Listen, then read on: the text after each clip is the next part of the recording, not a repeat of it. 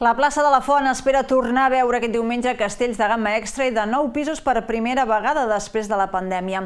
Una gamma extra que podria arribar de la mà de les colles convidades Colla Vella i Castellers de Vilafranca, que es veuran les cares per darrera vegada abans del concurs.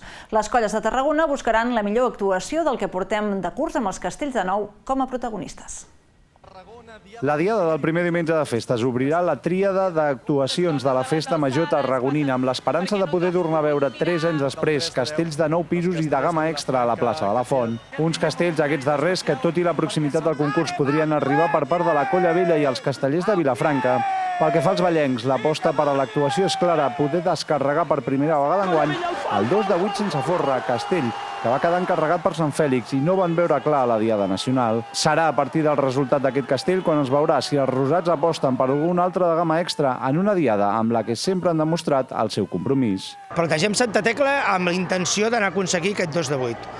Crec que el castell de sortida hauria de ser per anar a aconseguir això.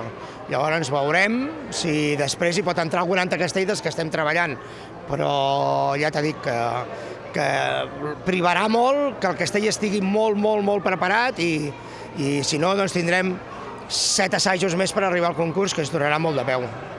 Pel que fa als castellers de Vilafranca, la preparació de cara al concurs també marcarà l'actuació a Tarragona. En aquest sentit, els verds podrien aprofitar la diada per a descarregar un dels tipus d'estructura que encara tenen pendents aquest curs, el castell de 9 pisos amb forra i agulla. Després que el 4 de 9 amb forra i agulla quedés en intent a l'Arbós, ara podria ser el torn de l'estructura de 3, que volen completar abans d'arribar a la Tarraco-Arena Plaça.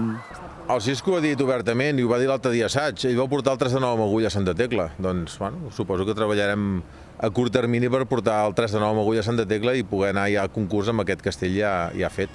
I amb la intenció de poder dur a la seva primera cita amb les festes la millor actuació de la temporada, arriben les dues colles de Tarragona, Jove i Xiquets. Pel que fa als del Cols del Bou, la intenció és poder completar per primera vegada d'enguany la tripleta màgica. Un cop consolidats els castells de 9 bàsics, els liles es marquen com a màxim objectiu poder treure a plaça per primer cop el 5 de 8. Això faria descartar els castells de gamma extra que estan treballant fins al dia 23 o fins al concurs. I fer el salt a la categoria de 9 pisos és la fita que es marquen els xiquets a Tarragona. Els matalassers ja han demostrat el domini sobre els castells de la gamma alta de 8, com el 5 de 8 i el 2 de 8 en forra, i creuen que ara és el moment de que els castells de 9, en forma de 3 de 9 en forra, puguin sortir per fi del pati d'assaig.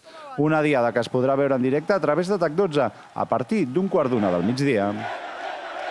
Doncs com ara dèiem, diada del primer diumenge en directe per TAC12 i demà dissabte també cita amb aquesta casa, amb la cercavila del Convit a partir de les 7 de la tarda.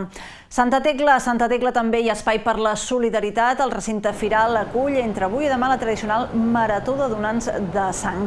L'objectiu és arribar a les 550 donacions, una xifra lluny de les 2.000 que es registraven abans de la pandèmia. També s'espera aconseguir el rècord d'un centenar de donacions de plasma. Les reserves de sang s'han reduït durant les últimes setmanes i se situen al voltant de les 5.000 unitats.